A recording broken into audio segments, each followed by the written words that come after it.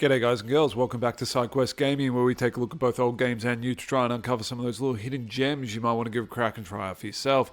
Today we're doing our weekly wrap up where we take a bit of a look at all the titles that we've looked at throughout the week. The links will be below to the first impressions videos for each of them in case you want to check them out. Let's dive in. Monsters Are Coming. First up, Monsters Are Coming is a quirky indie title with a simple premise. Defend your moving city from waves of monsters. Genre-wise, it straddles the tower defense genre and survival strategy. The setting is light-hearted, almost cartoony, but underneath the humor there's a challenging gameplay loop. Mechanics revolve around building defenses, upgrading structures, and using your villager to hold back increasingly tough hordes. The art style is colourful and playful, leaning into a comic book kind of style vibe. The sound design emphasizes the fun rather than the fear, with exaggerating monster roars and upbeat music. It's not a massive game, but as a budget indie title, it delivers a really fun few hours of chaotic defense.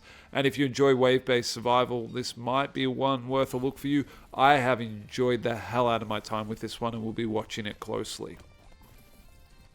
Starcraft 2 Mass Recall. Starcraft 2 Mass Recall is a mod for Starcraft 2, and it's something for the RTS veterans. Starcraft 2 Mass Recall is a fan-made mod that recreates the original Starcraft and Brood War campaigns inside Starcraft 2 engine.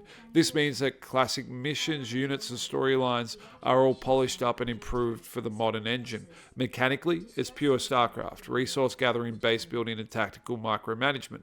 The difference is that it looks and feels like Starcraft 2. The UI, the visuals, the balance tweaks, it's all updated to the modern style, which keeps the original feel and the original Blizzard sheen, but it brings kind of the new... It makes it more accessible to modernized play. The best part, it's completely free if you own StarCraft 2. For fans that want to relive the golden age of RTS, it's one of the best mods ever made.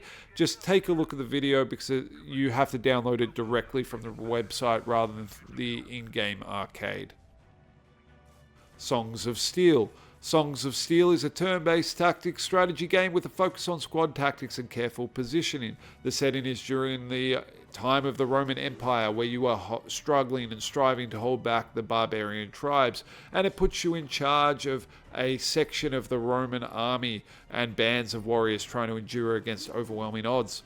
Mechanically, it's about managing limited resources while mastering grid-based combat. Every attack, every move matters, and mistakes are costly. The graphics are simple, but they are satisfying. The gameplay feels very tactical. Worth a look if you're into the era and if you're into turn-based tactics combat. Tower of Babel. Tower of Babel is where you battle hordes of monsters in a roguelike where you acquire new skills and upgrade your abilities. You customize your build with hundreds of item combinations in your aim to reach the top of the tower and become incredibly powerful as a warrior. Tower of Babel blends kind of Vampire Survivors and Diablo's hack and slash action and the roguelike survivor elements of loot-based mechanics. It's a single-player experience that is an enormous amount of fun with the amount of different synergies and gear stacking that you can combine in this.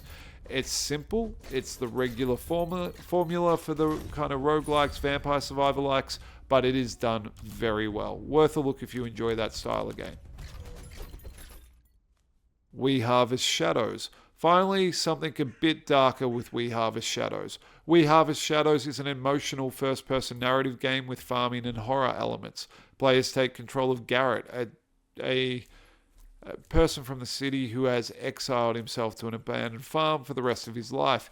He thinks the world is better off without him, and you engage with his story throughout the game. Each new day brings a new to-do list where players will have to fix up their house, care for livestock, and improve the farmstead, all while exploring hundreds of acres of surrounding farm.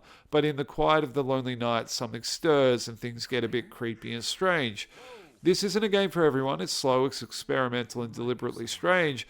But if you love indie games that push the boundaries, this is definitely one that you want to keep an eye on. I love the story and the feel this game is going for, and I've really enjoyed playing it, and I want to see where it goes. There's something really compelling and really relatable about the story of We Harvest Shadows. Just a reminder about the Steam sale that's on at the moment. The third-person shooter Steam sale finishes on the 1st of September, and you can check out my shortlist video below for some of my top picks from the sale.